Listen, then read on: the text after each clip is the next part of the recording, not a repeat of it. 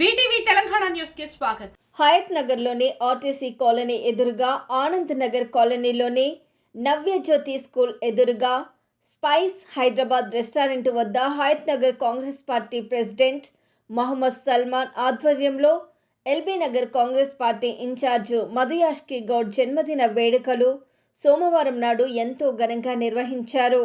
ఈ సందర్భంగా మహమ్మద్ సల్మాన్ మధుయాష్కి గౌడ్తో కేక్ కట్ చేయించి శాలువా పూలమాలతో సత్కరించి పుట్టినరోజు శుభాకాంక్షలు తెలియజేశారు.